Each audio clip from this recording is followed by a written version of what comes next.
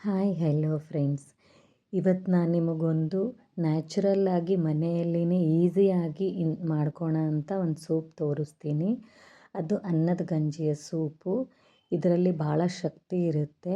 ಆಮೇಲೆ ಇದನ್ನು ಮಾಡಿಕೊಟ್ರೆ ಭಾಳ ಇಷ್ಟಪಟ್ಟು ಕುಡಿತಾರೆ. ಅದು ಈ ಚಳಿಗಾಲದಲ್ಲಂತೂ ಭಾಳ ಚೆನ್ನಾಗಿ ಅನಿಸುತ್ತೆ ಕುಡಿಲಿಕ್ಕೆ. ಈ ವಿಡಿಯೋ ನಿಮಗೆ ಇಷ್ಟ ಆದರೆ ಲೈಕ್ ಮಾಡಿ, ಕಮೆಂಟ್ ಮಾಡಿ, ಸಬ್ಸ್ಕ್ರೈಬ್ ಮಾಡೋದನ್ನು ಮರಿಬೇಡಿ. ಬನ್ನಿ ಇದನ್ನು ಹೆಂಗೆ ಮಾಡೋದು ಅಂತ ನೋಡೋಣ ಅಂತ.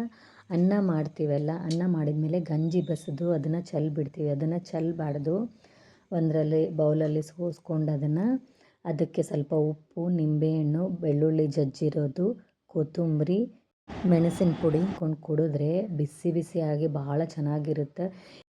ಅಕ್ಕಿ ಗಂಜಿಯಲ್ಲಿ ಭಾಳ ಶಕ್ತಿ ಇರುತ್ತೆ.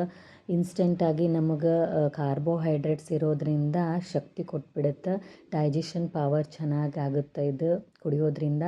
ಬಾಡಿ ಎಲ್ಲ ತಂಪಾಗಿರುತ್ತೆ. ಇದೊಂಥರ ನ್ಯಾಚುರಲ್ ಪ್ರೋಬಯೋಟಿಕ್ ಇದ್ದಂಗೆ, ಯಾಕಂದರೆ ಇದ್ರೊಳಗೆ ಗುಡ್ ಬ್ಯಾಕ್ಟೀರಿಯಾ ಇರ್ತಾವೆ.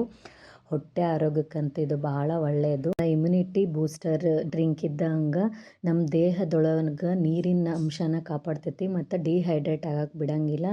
ಇದು ಹಂಗೆ ಸ್ಕಿನ್ನಿಗೆ ಕೂಡ ಭಾಳ ಒಳ್ಳೆಯದು. ಸ್ಕಿನ್ ಇದನ್ನು ಕುಡಿಯೋದ್ರಿಂದ ಕಾಂತಿ ಬರುತ್ತೆ. ಕೂದಲಿನ ಆರೋಗ್ಯನೂ ಸುಧಾರಿಸ್ತೈತಿ. ಹೆಲ್ದಿ ಡ್ರಿಂಕ್ ಅಂತಲೇ ಹೇಳ್ಬೋದು. ಭಾಳ ಜನ ಇದನ್ನು ಬಿಡ್ತಾರೆ. ಅನ್ನ ಮಾಡಿ ಗಂಜಿನ ಚೆಲ್ಲಬಾರ್ದು.